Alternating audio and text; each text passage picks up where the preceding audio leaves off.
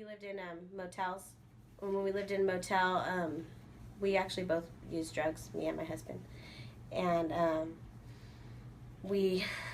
was pregnant. I was pregnant with my son, and I started going to church and started to start to believe in God.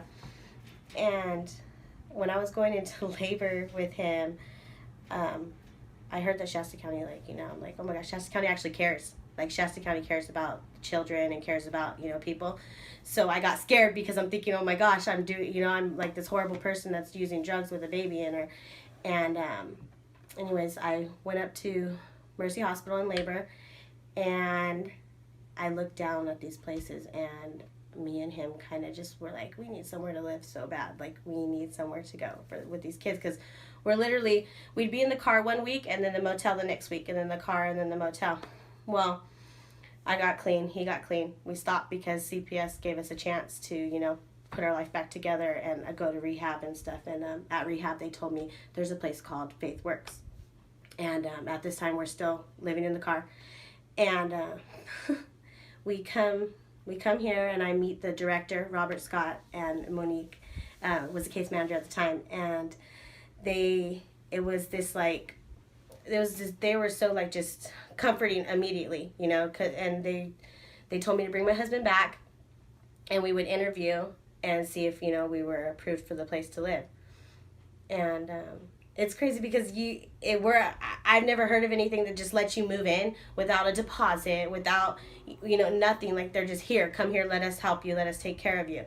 And when they accepted us, they showed us the apartment and stuff like that. And when they accepted us, me and my husband, and it still makes me cry, me and my husband we just started bawling, because I have so much guilt for a lot of what I put my kids through.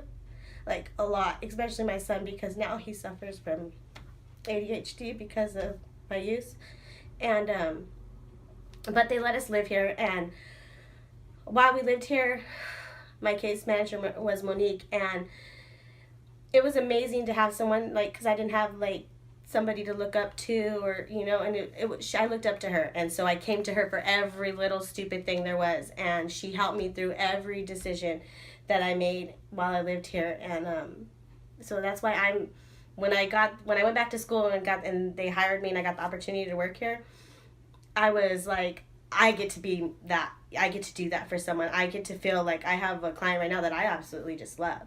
And she was young like I was when I moved here, and so she's just so full of life like I was. I'm just like, yay, I get to, do that. The importance of this program to me, a lot, because I went through it, is it gave me life skills. It gave me where I changed a whole different demeanor of myself. When I came here, when I came living here, I was this ghetto little thing that just thought she was hot and was just talking all kinds of, to everyone. And now I can use big words. I know how to pay my bills now. It gave me responsibility. And so I watch people grow here. I watch them learn how to pay bills and learn how to be involved in their kids' schools. A lot of it is life skills, I think. A lot of it is just things that that you think, oh, well, didn't their parents teach them that? Or didn't they know that? I know my parents didn't. I didn't know any of that. I didn't know how to do good housekeeping. I didn't know how to prepare meals. I didn't know how to do any of those things. No one taught me those things. So being able to have someone here that you can run upstairs, hey, da da da da da da, this is what's going on, can you help me?